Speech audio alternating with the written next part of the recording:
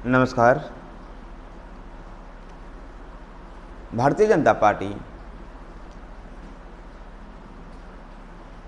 चुनावी राज्यों वाले में अपनी रणनीतियों को अंतिम रूप देने में लगी हुई है। गुजरात और राजस्थान दोनों पड़ोसी राज्य हैं। दोनों में चुनाव होने हैं। यहाँ गुजरात में 2022 में तो राजस्थान में 2023 में चुनाव होने हैं।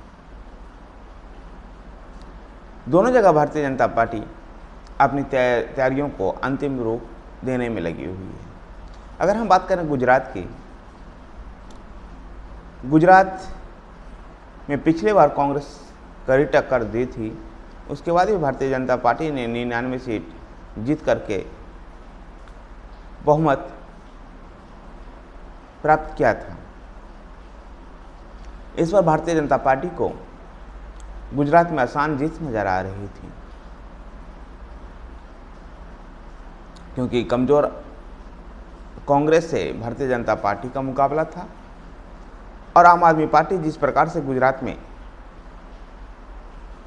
अपने राजनीतिक जमीन तलाशने की कोशिश कर रही है, उससे कांग्रेस को नुकसान होना था और भारतीय जनता पार्टी को इस त्रिकोणीय मुकाबले में फायदा मिलता।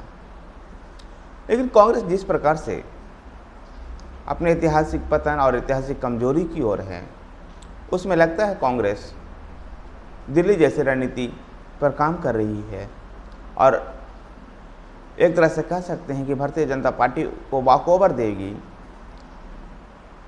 अपनी लड़ाई को बहुत कमज़ोर कर देगी, जिससे आम आदमी पार्टी को जमीन तलाशने में फ़ायदा होगी और भारतीय जनता पार्टी को कुछ चुनौतियां उत्पन्न हो सकती हैं।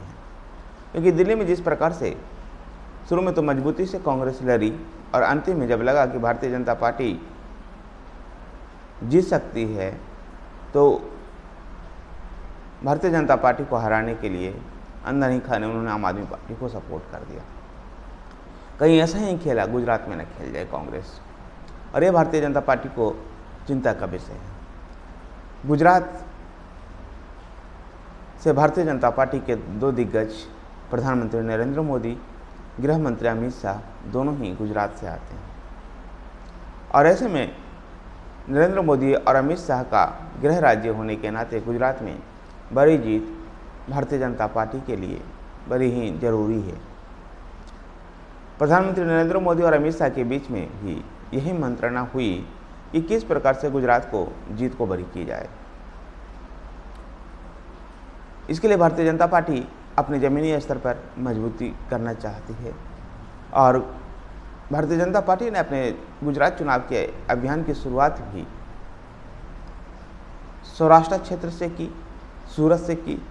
जिस प्रकार सौराष्ट्र में भारतीय जनता पार्टी की कमजोरी है और सूरत में जो वर्चस्व है, दक्षिणी गुजरात का सूरत में, उसके ध्यान में रखते हुए सूरत से अपने चुनावी अभियान की शुरुआत भारतीय जनता पार्टी ने की। अमित शाह सूरत में एक जनसभा को संबोधित किया।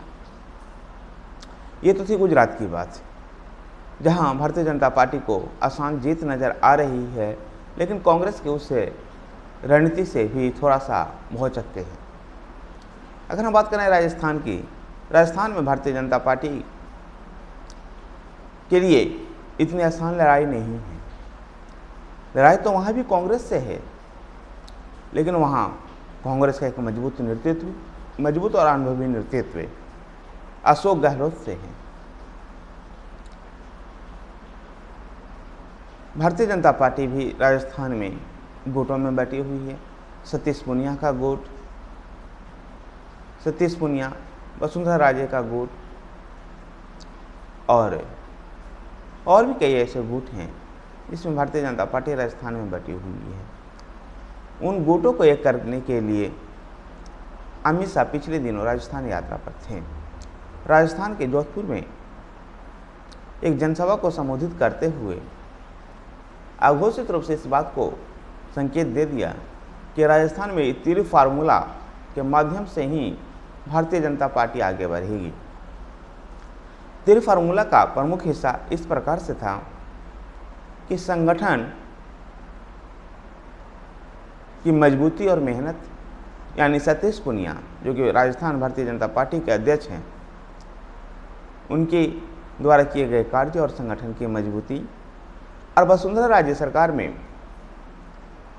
जो काम हुए थे उस काम को गिना करके, यानी वसुंधरा राजे को फेस रख करके, वसुंधरा राजे का चेहरा को सामने रख करके उसके काम को गिनाना, संगठन की मजबूती यानी सतीश पूनिया के कामों को सराहना करना, और साथ ही भारतीय जनता पार्टी के दिग्गज नरेंद्र मोदी, प्रधानमंत्री नरेंद्र मोदी का चेहरा पर राजस्थान विधानसभा चुनाव लड़ने की बात हो रही है, जिससे राजस्थान में गुटों में बटी हुई भारतीय जनता पार्टी को फायदा हो सकता है। अमित शाह बड़े सोच समझ करके इस चाल को चले हैं। अमित शाह अगर एक नए नेता का घोषणा करते हैं तो वो अशोक गहलोत जैसे अनुभवी व्यक्ति के सामने अगर फेल हो जाता है तो स्थितियां बड़ी खराब होगी। दूसरी तरफ अगर किसी नए नेता की घोषणा से वसुंधरा राजे गुट भी नाराज होगा और पार्टी भी आंतरिक गुटवादी कलह में फंस जाएगी। यद्यपि राजस्थान में भारतीय जनता पार्टी को सचिन पायलट और अशोक गहलोत की गुटबाजी में बटी हुई कांग्रेस का भी फायदा मिलेगा, लेकिन राजस्थान के लिए बार बार फिर से मैं कह रहा हूँ कि राजस्थान में एक अनुभवी नेतृत्व, अनुभवी कांग्रेस का नेतृत्व, जिसके भावी अध्यक्ष बनाने की भी तैयारी चल रही है, जिससे भारतीय जनता पार्टी का मुकाबला है। अशोक गहलोत बहुत ही अनुभवी और बहुत ही माहिर नेताओं में से हैं। अमित शाह के जोधपुर में मौजूदगी के दौरान ही वसुंधरा राजे ने भारतीय जनता पार्टी के संस्थापक सदस्य रहे और पूर्व वित्त और विदेश मंत्री रहे जसवंत सिंह की तारीफ की। यद्यपि तारीफ की गौर करने लायक थी। संभवतः मारवाड़ी वोटों को एकजुट करने के लिए, मारवाड़ी वोटों को भारतीय जनता पार्टी की ओर शिफ्ट करवाने के लिए वसुंधरा राजे ने जसवंत सिंह की तारीफ की। नहीं तो जसवंत सिंह और वसुंधरा राजे के बीच में 36 का आंकड़ा था। 2003 में वसुंधरा राजे को पहली बार मुख्यमंत्री बनाने में जसवंत सिंह ने बड़ी महत्वपूर्ण भूमिका निभाई थी, लेकिन उसके बाद जसवंत सिंह और वसुंधरा राजे के बीच में आंकड़ा 36 का था। आंकड़ा दोनों परिवारों में झगड़ा इतना तक भी पहुंच गया था कि जसवंत सिंह के बेटे मानवेंद्र सिंह को पिछली बार झालर पाटन में वसुंधरा राजे के खिलाफ ही कांग्रेस के टिकट पर चुनाव मैदान में उतर गए थे। धन्यवाद साथियों। अगर आपको वीडियो पसंद आया है तो वीडियो को लाइक कीजिए, शेयर कीजिए।